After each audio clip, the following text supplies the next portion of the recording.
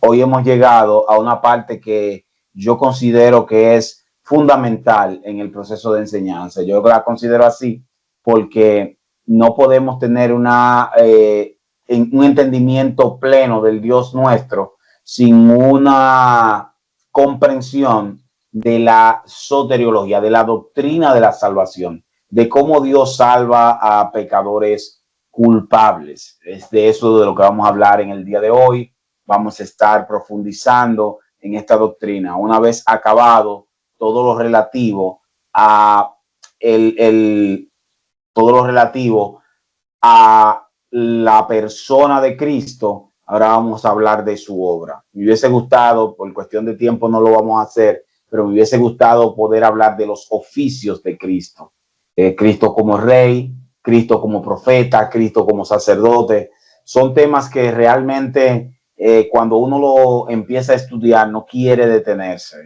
El proceso de formación es continuo y eso nos lleva a tener que muchas veces entrecortar entre una clase y la otra, entre una enseñanza y la otra, entre una doctrina y la otra. Pero esa parte de los oficios de Cristo es bien importante y sería como que el complemento a estas dos alas que le hemos puesto a el estudio del Señor Jesús. Estudiar por un lado la cristología, estudiar por otro lado la soteriología y complementar con los oficios de Cristo es la base para tener una correcta interpretación de todo lo que tiene que ver con Cristo como nuestro Señor y Cristo como nuestro Salvador. A Cristo tenemos que adorarlo como Señor, pero también tenemos que adorarlo como Salvador. No podemos quedarnos solamente adorándolo como Señor, sino también como Salvador. No podemos adorarlo solo como Salvador, sino también como Señor. Entonces, en estas dos alas de águila, soteriología y cristología, la parte relativa a los oficios de Cristo complementaría esa parte. Dicho esto, y para entrar en materia, pasamos entonces al estudio del día de la fecha. Pero antes de empezar, yo quiero que hagamos una oración y yo quiero que oremos todo lo que estamos aquí. Yo sé que lo normal es que empecemos la clase inmediatamente, pero yo quiero que oremos en sentido general. Ahorita cuando venía para la casa empecé una conversación con mi hermano Yael, con mi hermano Alex, acerca de las persecuciones, de los cristianos perseguidos, acerca de la muerte de este joven, de Chris, se me olvida el nombre ahora mismo, el nombre que acaban de asesinar en Estados Unidos. Y yo creo que nosotros tenemos que orar mucho por los que son perseguidos. Nosotros tenemos la ventaja de que de este lado del mundo no existen persecuciones al nivel que existen en África, pero la verdad está bajo ataque. Yo quiero que hagamos este clamor pidiendo consolación para la familia de los que hoy han muerto en la trinchera de la defensa de la verdad y pedirle al Señor fortaleza para su pueblo. Señor, te damos gracias por permitirnos estar aquí en este momento, Señor. Antes de hablar de tu palabra, oramos a ti, Señor. Oramos por los que han muerto. Mira, Señor, te presento a esas 122 familias que en el Congo perdieron un familiar, que fueron exterminados por el grupo genocida de ISIS, Señor. Señor, protege a tu pueblo. Fortalécenos, Señor, en medio de la persecución. Fortalece a tu iglesia, Señor, para que no te niegue en medio de las situaciones dolorosas de la vida. Mira, Señor, la familia de este hombre que acaba de fallecer en Estados Unidos, pasa tú tu mano de consolación. Te pedimos que consuele a los que sufren por causa de tu nombre, que consuele a los que sufren por causa de tu evangelio. Te lo pedimos porque tú eres nuestro Dios en Cristo Jesús. Amén y amén. Entonces, dicho esto, empezamos con la clase del día de la fecha. Decimos así que hoy vamos a estar haciendo una introducción a lo que es la soteriología bíblica. Vamos a estar introduciendo este tema que es tan vital en nuestra comprensión de la vida cristiana. ¿Y cómo lo vamos a estar introduciendo? vamos a estar dialogando acerca de los siguientes puntos. Vamos a hacer una introducción a la doctrina, es decir, vamos a presentar la doctrina como está detallada en las escrituras. Vamos a hablar de la importancia de la soteriología en la teología bíblica. Vamos a hablar de la soteriología en el Antiguo Testamento. Vamos a hablar de soteriología en el Nuevo Testamento. Vamos a hacer una evaluación, vamos a ver la evolución de la doctrina en todo lo relativo al periodo patrístico y a la Edad Media. Vamos a ver también cómo se desenvolvió la doctrina en la Reforma y post-Reforma.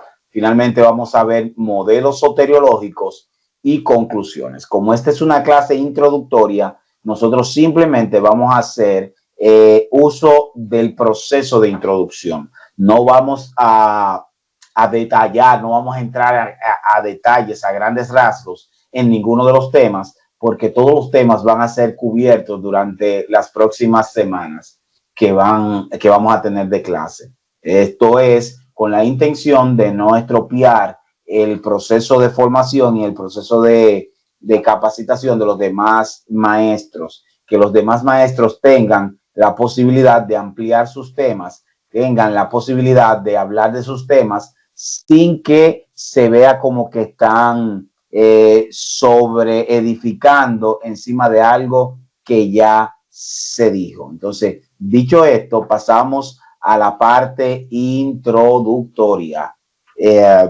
Podríamos decir que en este estudio estaremos abordando uno de los temas más relevantes, uno de los temas más importantes de la doctrina cristiana, por ser altamente relevante, valga la repetición, para la enseñanza y la capacitación cristiana. La soteriología es el estudio de la salvación.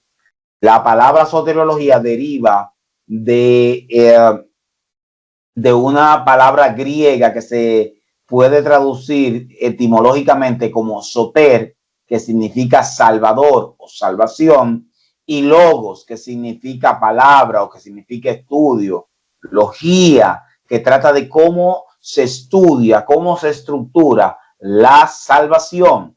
La palabra salvación se usa a lo largo de la Biblia para la liberación física, así como para la liberación espiritual. Lo vamos a ver en detalles cuando vayamos adelantando en este estudio. No siempre que en la Biblia aparece la palabra salvación está haciendo referencia a lo que tiene que ver con la obra de Cristo en la cruz. Hay múltiples aspectos en que Dios fue salvando a su pueblo durante todo el antiguo pacto. Y yo tengo que tener el conocimiento de cómo ese proceso fue funcionando. Es decir, yo voy a entender qué significa salvación en el Antiguo Testamento, en la antigua alianza, en la antigua dispensación, pero yo también tengo que entender cómo se aplica este contexto al Nuevo Testamento. Cómo en el Nuevo Testamento nosotros tenemos aplicación para la palabra salvación. En ese sentido, y tomando en consideración lo que hemos hablado, la salvación en todas sus formas es necesaria debido a nuestra debilidad e incapacidad para ayudarnos a nosotros mismos. Es decir, en cierto modo, nosotros necesitamos ser salvados inclusive por nuestros padres. Ahora hablaba con Angeuri y él estaba atendiendo a sus niños. Angeuri tiene niños pequeños. Y cuando vemos que nuestros niños, para poder llegar a una etapa en la que sean autosuficientes, necesita que nosotros lo atendamos, que nosotros lo cuidemos, que nosotros le demos soporte. Esa es una forma de salvarlo. Cuando a nuestros hijos nosotros les enseñamos a leer, a escribir, lo preparamos para una profesión, le enseñamos un oficio, en cierto modo nosotros lo estamos salvando de una adultez que sea mala para ellos. ¿Por qué? Porque el ser humano necesita ser salvado en múltiples aspectos, de múltiples maneras, de múltiples formas. Necesitamos ser salvados para poder llegar a la culminación de lo que somos como especie. Pero esa salvación no se limita o no se enfoca primordialmente a lo que sucede en el aspecto físico. Con respecto al significado de la palabra salvación, en el Antiguo Testamento son muy similares las palabras que se traducen para salvación a la que se traduce en el Nuevo Testamento como soteriología.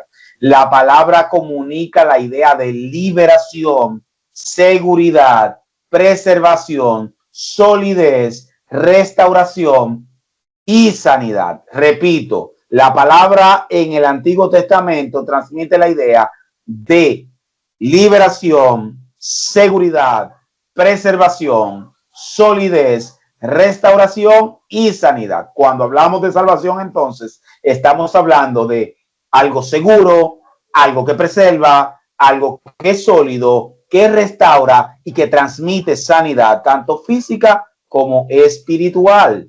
Entonces, cuando decimos eso, la palabra tiene que ver con un estado de seguridad, de preservación.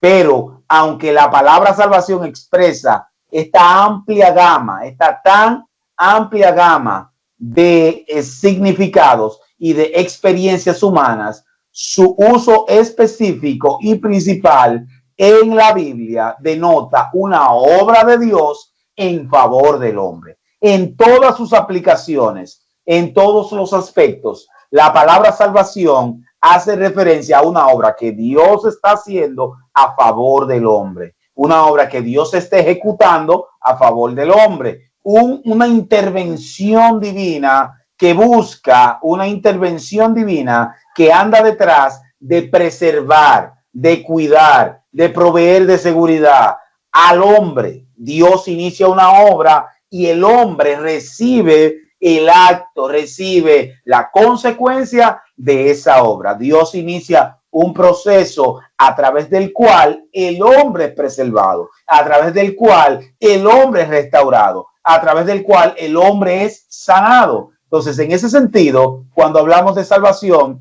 estamos hablando de la obra de Dios a favor del hombre. Repito esta parte aquí. La salvación, en el sentido más amplio de la palabra, es la obra de Dios. Dios está obrando a favor del hombre. Entonces, dicho esto, podemos decir que la salvación, que la soteriología es importante en la dogmática cristiana. ¿Por qué es importante la soteriología en la teología bíblica? Bueno, la importancia de este estudio radica en lo que se representa, en que representa una doctrina esencial para nuestra fe. Esta puede resumirse en varios puntos clave. Primero, define el corazón del evangelio. Esta parte la repito porque es importante. Define el corazón del evangelio. El mensaje cristiano se centra en que Cristo vino a salvar lo que se había perdido. Entonces, cuando Cristo viene a salvar lo que se había perdido, la palabra soteriología cobra importancia. La soteriología explica entonces esa salvación, lo que significa, cómo se da, qué proceso lleva, por qué es necesaria y para qué aplica. Entonces, cuando hablamos de soteriología, decimos que es importante porque define el corazón del evangelio, porque el evangelio se presenta como las buenas nuevas de salvación, aporta claridad sobre la obra de Cristo. La soteriología es importante porque aporta claridad a la obra de nuestro Señor y Salvador Jesucristo. Permite comprender la encarnación, muerte y resurrección de Jesús, no solo como hechos históricos, sino como el plan divino para la reconciliación del ser humano. Repito esta parte aquí. Es importante la soteriología. ¿Por qué? Porque me permite a mí comprender el plan divino que Dios estaba haciendo en Cristo. Me permite ver que Cristo no era un mártir. Me permite ver que Cristo no era una víctima de los romanos o de los judíos. Me permite a mí entender que Cristo estaba haciendo la obra de su Padre cuando muere en la cruz, cuando resucita el tercer día y cuando envía a sus discípulos a predicar el evangelio. Sin la soteriología no podríamos comprender a profundidad la obra de Cristo en la cruz. Si usted me está entendiendo, póngame un pulgarcito arriba. Si usted me está entendiendo, hágame un comentario ahí para yo ver que usted sigue la idea que yo estoy tratando de transferir. ¿Por qué es importante la soteriología? Porque sirve de guía a la vida cristiana. Al entender cómo la salvación es recibida por gracia, mediante la fe, el creyente encuentra primero seguridad, identidad y motivación para vivir en santidad y gratitud. Esto es importante. Muchas personas que usted ve que tienen deficiencia en su proceso de entendimiento de la doctrina soteriológica de Cristo, entonces tienen problemas para vivir vidas agradecidas, para vivir vidas seguras, para vivir con una identidad cristiana clara y para vivir en santidad y gratitud delante de Dios. ¿Por qué se da esto? Porque al no entender cómo hemos sido salvados, al no entender cómo hemos sido redimidos, al no entender cómo hemos sido rescatados, entonces tenemos una comprensión deficiente de quién es Cristo, de su obra, de quién soy yo, de cómo eso me salva, cómo eso me bendice, cómo eso me trae a un entendimiento preciso de las Escrituras. Entonces, el entender la doctrina de la soteriología hace que yo pueda comprender de manera clara quién es Cristo, quién soy yo, de qué me salvaron, cuál es mi identidad, qué motivación tengo para vivir en santidad y cómo debo agradecer a ese Dios que me ha salvado de pura gracia, mediante la fe y en Cristo.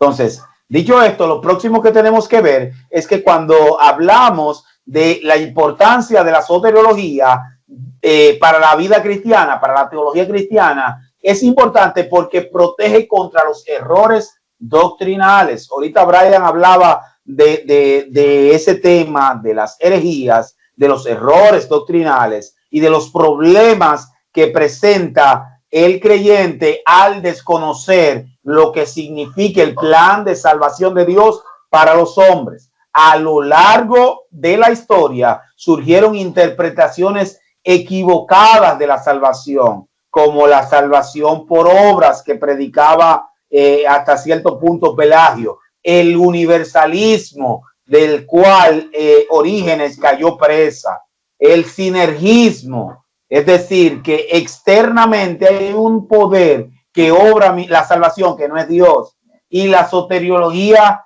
ayuda a discernir y a mantener la fe bíblica clara.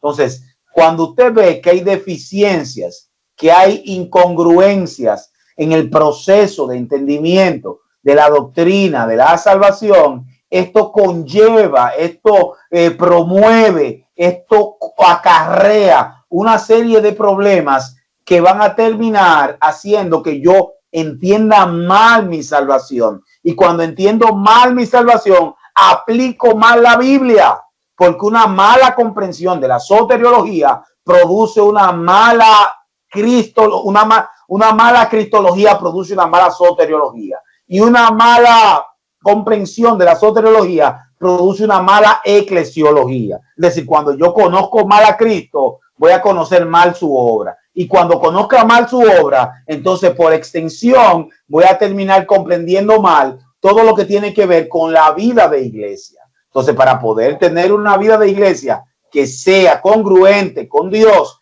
y con su plan, yo tengo que entender la soteriología. Finalmente, conecta la fe con la misión. Entender qué significa ser salvo y cómo ocurre, impulsa a la iglesia a predicar el evangelio. Nadie que no conozca bien la doctrina de la salvación va a predicar bien esa salvación. Es decir, si yo no entiendo de lo que estoy siendo salvado, si yo no entiendo cómo Dios me salva, si yo no entiendo para qué Dios me salva, yo no voy a predicar de manera eficiente esa salvación. Entonces, para poder completar, para poder llevar a cabo la misión de la iglesia, yo tengo que comprender la soteriología bíblica. Miren que Cristo manda a sus discípulos al final de su misión. Él dice, toda potestad me ha sido dada, por tanto id. Es decir, yo no puedo ir hasta que yo no recibo un entendimiento de la potestad que hay en Cristo y de la obra de salvación que él ha hecho. Por tanto, id a qué? Id y enseñad a que guarden todas las cosas. Entonces, para yo poder hacer un uso correcto, un uso eficiente, un uso de alto nivel de la enseñanza, yo tengo que comprender esa enseñanza. Yo tengo que ir a enseñar todas las cosas. Y para yo enseñar todas las cosas, por extensión, yo tengo que conocer todas las cosas. Amén. Entonces, dicho esto, ya entendemos la importancia de esta doctrina en el estudio de la teología bíblica, de la teología sistemática. Entonces, de esto pasamos entonces a la soteriología en el Antiguo Testamento, a la soteriología en el Antiguo Pacto. En el Antiguo Testamento, el término soteriología se refiere a las diversas formas de liberación, como mencionábamos ahorita, tanto temporal, es decir, tanto de la salvación temporal como eterna o espiritual. Dios libera a su pueblo de sus enemigos y de las trampas de los malvados. Es decir, Dios no solamente libera a su pueblo de sus enemigos, sino que también libera de las trampas de los malvados. También salva al conceder perdón de pecados, respuesta a las oraciones, gozo y paz. El acto de salvación más notable en el Antiguo Testamento fue la liberación del pueblo de Israel por parte de Yahvé, de los ejércitos de Egipto, que marchaba contra ellos. Moisés les dijo a su pueblo, no teman. Wow, qué linda es la palabra. Oigan cómo Moisés le dice al pueblo, no teman, estén atentos y vean la salvación que el Señor hará hoy con ustedes. Porque a estos egipcios que los persiguen hoy, nunca jamás lo volverán a ver. La salvación fue enteramente del Señor. Esto es importante que lo digamos. La salvación fue enteramente del Señor. El Señor peleará por ustedes, dijo Moisés, y ustedes estarán tranquilos, ustedes estarán en paz. Esta fue una liberación física de un ataque militar. Moisés en el Antiguo Testamento era tipo, sombra y figura de aquel que habría de venir, a saber, el Cristo. Moisés habría de liberar al pueblo de una esclavitud, de una condenación, de un cautiverio físico. Lo sacó de Egipto con mano poderosa, lo sacó de Egipto con mano fuerte el Señor a través de Moisés. Entonces, Moisés es un tipo de aquel a que había de venir, una sombra del verdadero Salvador. Por eso la obra fue del Señor, la salvación fue enteramente de él.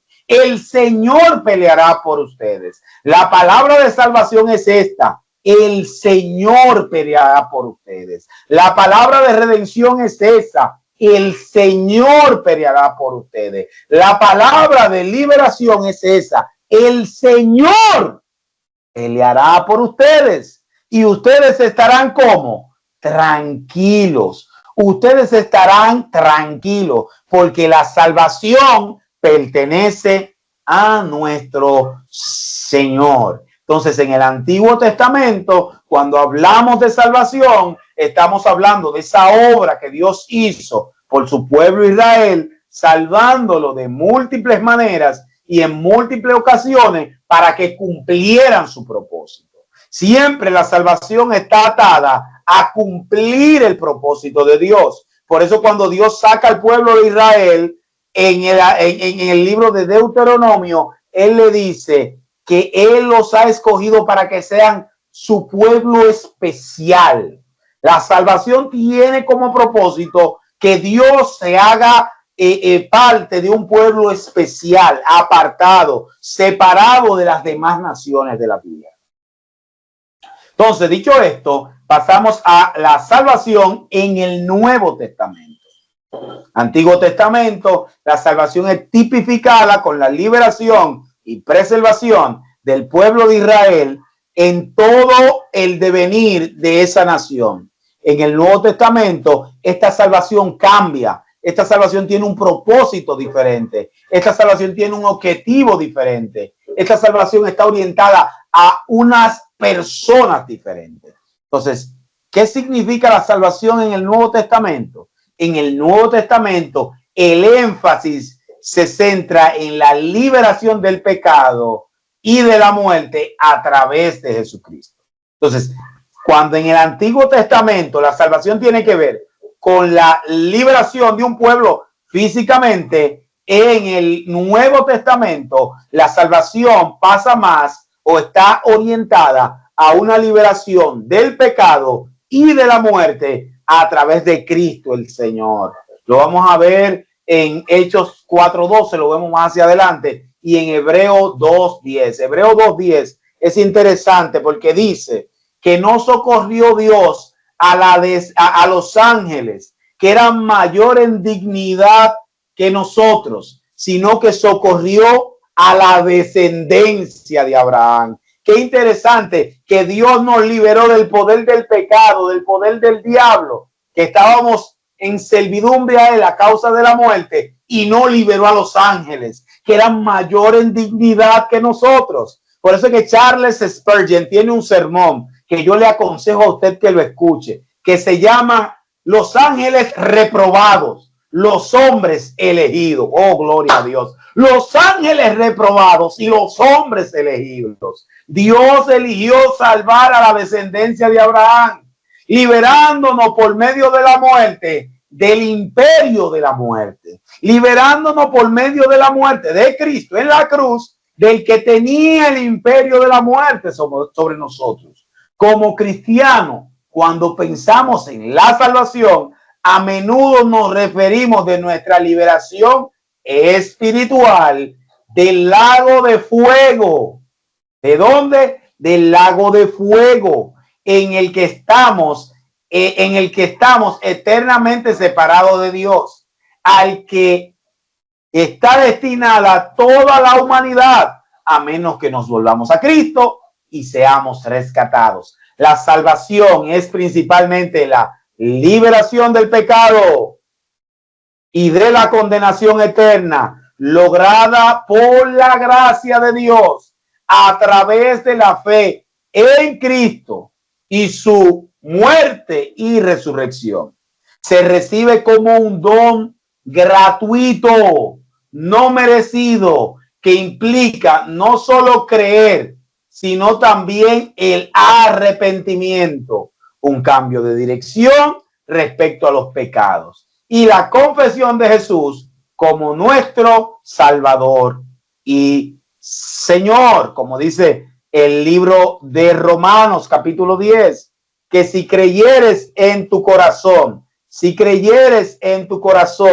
que Cristo es el Señor, y si confesares con tu boca que el Señor le levantó de los muertos, tú serás salvo. Qué interesante, que es una doble implicación. Yo creo en el corazón y confieso con mi boca. Entonces, la soteriología es una doctrina que ha evolucionado de manera constante en la historia de la iglesia.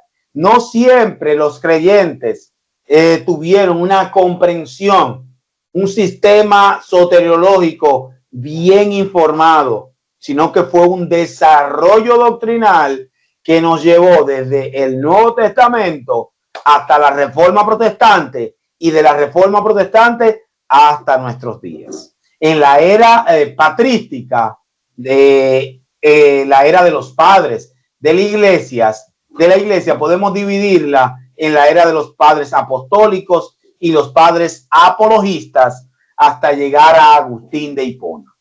Entonces, del siglo II al siglo V, esta fue la comprensión que hubo de esta doctrina. Destacan la obra de Cristo como victoria sobre el mal, el pecado y la muerte. Christus Victor, Ignacio de Antioquía y Justino Mártir presentan la cruz como un rescate y ejemplo de obediencia. En el caso de Ireneo de León, desarrolla la doctrina de la recapitulación que hemos hablado en ocasiones anteriores en este estudio. Cristo rehace la historia humana desde Adán, como dice el apóstol Pablo. Como el primer Adán cayó, el segundo Adán recapituló, restauró, reprogramó la humanidad. La obediencia, donde Adán desobedeció, Cristo obedeció. Donde Adán cayó, Cristo levantó. Cristo restauró la humanidad caída. Esa era la manera en que Ireneo veía la soteriología. Orígenes introduce la idea del rescate, la muerte de Cristo como precio pagado para liberar al humano de la esclavitud del pecado y del diablo. Esa doctrina tan preciosa de la gloria a Dios, de la expiación, en la que Cristo expía nuestros pecados, en la que Cristo paga el precio de nuestros pecados. Orígenes habla de esto, aunque luego criticada por su formulación literal. El énfasis de Agustín es que la gracia divina está por encima del pecado original. El pecado original fue desarrollado por Agustín en contra de la herejía que enseñaba que el hombre como tal no había nacido pecador.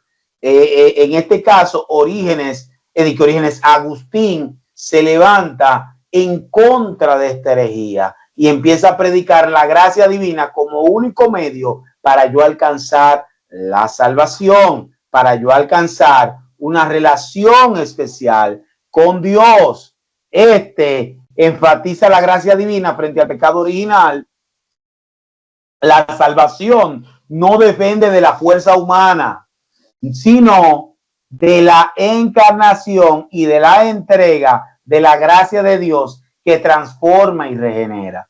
En tal sentido, su énfasis es marcar la teología del pecado original y de la gracia divina como medio para llegar a Dios en Cristo. Entonces, eso fue hasta el siglo V. A partir del siglo VI y hasta el siglo XV, en la Edad Media, a grandes rasgos, destacaron dos personajes. Anselmo de Canterbury, en el siglo XI, formula la teoría de la satisfacción. El pecado ofende el honor de Dios y Cristo, con su muerte, satisface esa deuda que la humanidad no podía pagar. Y Tomás de Aquino sistematiza la teología de la gracia, integrando la fe y los sacramentos como canales de salvación. Se mantiene una visión sacramental y eclesial de la salvación. En ese contexto, en los primeros siglos surge la frase que fuera de la iglesia no hay salvación. Extra iglesia nula sal. Aquí esto se fundamenta, se solidifica y es la herramienta o el grito de batalla que la iglesia de Roma va a levantar en contra de los reformadores. Los reformadores dicen que la salvación está en Cristo y la iglesia católica romana dice que fuera de la iglesia católica romana no hay salvación. ¿Por qué? Porque con Tomás de Aquino, la sacramentología y la eclesiología cobran un valor fundamental en el proceso de salvación. En medio de esta situación surge la Reforma.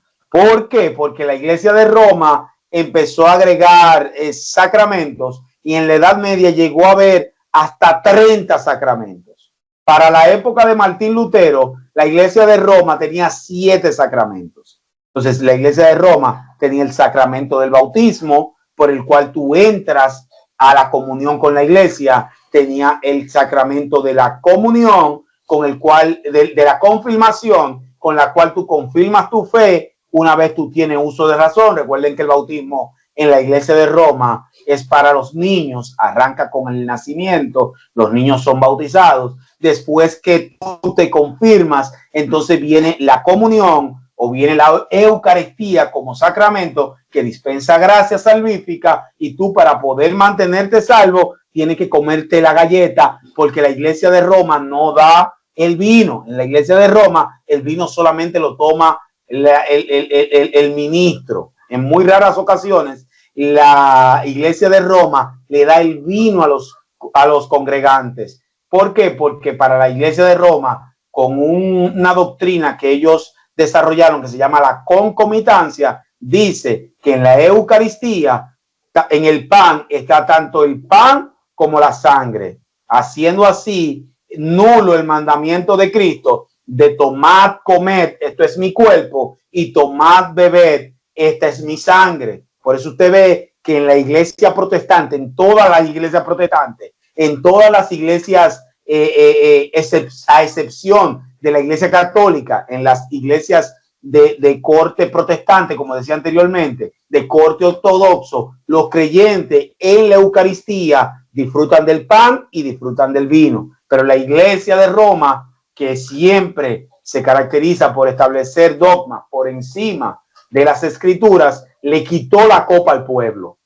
Y por eso las confesiones protestantes dicen que la Eucaristía se celebra en 2 especies. Entonces, le he mencionado 3 sacramentos: el sacramento del bautismo, el sacramento de la confirmación, el sacramento de la comunión. Después de esto viene el sacramento del matrimonio. La Iglesia Católica tiene el matrimonio como un sacramento. Entonces, ese es el 4º sacramento. El 5º sacramento, para los que no se casan, entonces ellos tienen el sacramento de la ordenación sacerdotal. El 6º sacramento es el sacramento de la unción, y el 7º sacramento es el sacramento a la hora de la muerte, que se llama el sacramento de la extrema unción. A este nivel de sacramentología llegó la iglesia, y en ese periodo, en ese proceso, surge la Reforma Protestante. Surge el proceso a través del cual la salvación no se da a través de un grupo de sacramentos, sino que se da en Cristo. Como dice el libro de Hebreos, capítulo 4, versículos 11 y 12, que este Jesús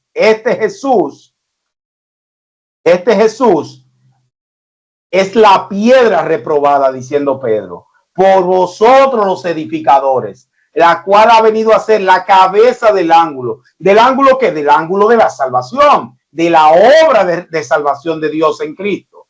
Y en ningún otro hay salvación, porque no hay otro nombre debajo del cielo dado a los hombres en el cual podamos ser salvos. Entonces, los reformadores, viendo la cautividad babilónica, como llamó Martín Lutero a este proceso de sacramentalización que llegó a su extremo con las indulgencias, con el proceso de compra de indulgencia para sacar a las personas del purgatorio, volvieron a la escritura y dijeron: este Jesús es la piedra reprobada, este Jesús es la cabeza del ángulo, este Jesús es el que salva, porque en ningún otro hay salvación, porque no hay otro nombre debajo del cielo dado a los hombres en el cual podamos ser salvos. El Papa de Roma no puede hacerme salvo. La jerarquía eclesiástica no puede hacerme salva. Las indulgencias no me pueden salvar. Los perdones papales no me pueden restaurar. No me pueden llevar a la salvación, ¿Por qué? Porque solamente en Cristo ha sido dada salvación a los hombres. Los hombres no tenemos salvación fuera de Cristo. Si bien es cierto, fuera de la iglesia no hay salvación, porque para ser salvo hay que estar en Cristo, pero esa iglesia no es la iglesia de Roma, sino que son todos los escogidos de todo pueblo, de toda lengua, de toda nación, en el cual estamos en Cristo y somos salvos. No hay salvación fuera de Cristo. Entonces, la soteriología reformada o la soteriología en la Reforma se caracterizó por dos aspectos. Primero, los reformadores, encabezados por Martín Lutero, enfatizaron la justificación por la sola fe. Me queda poco tiempo, pero aquí quiero hacer una incisión. No es correcto decir que la salvación es por fe solamente. Es correcto decir que la justificación es por fe.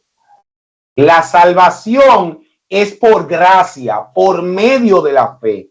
La fe es el instrumento. La fe es lo que me conecta con lo que me salva. Lo que me salva es la gracia. Y entonces los reformadores hablaban de que la justificación es por fe. Cuando yo soy justificado, y eso lo vamos a ver la semana que viene, con todo lo que tiene que ver con la estructura, el ordo salutis, vamos a ver cómo se da la salvación. Entonces ustedes van a entender esta parte, pero es importante enfatizar que la justificación es por fe, la salvación es por gracia por medio de la fe. La salvación es un don de Dios recibido por la fe en Cristo. Rechazó Martín Lutero la idea de que los sacramentos o la indulgencia mediaban salvación. Es importante porque en un contexto donde, como les explicaba, había una cautividad babilónica, había una cautividad que desde la cuna hasta la tumba te decía que tú tenías que ser bautizado cuando nacía y tenía que ser extremadamente ungido a la hora de la muerte, mediando la iglesia esas herramientas, esos misterios de gracias para que tú pudieras ser salvo. Martín Lutero dice, la salvación es por gracia, por medio de la fe en Cristo. En el caso de Juan Calvino, el reformador subrayó la soberanía de Dios en la salvación.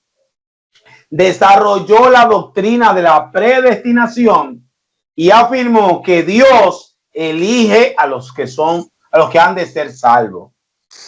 La salvación es obra total de la gracia divina, sola gracia.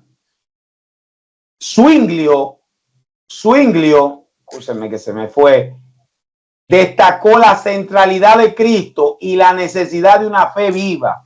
Y los anabatistas acentuaron la dimensión ética y comunitaria de la salvación, vinculada a la obediencia y al discipulado. ¿Por qué? Porque si bien es cierto, la justificación es por fe sola, la fe que justifica no anda sola, también santifica. Y eso lo vamos a ver más hacia adelante, como les decía, cuando veamos la anatomía de la salvación.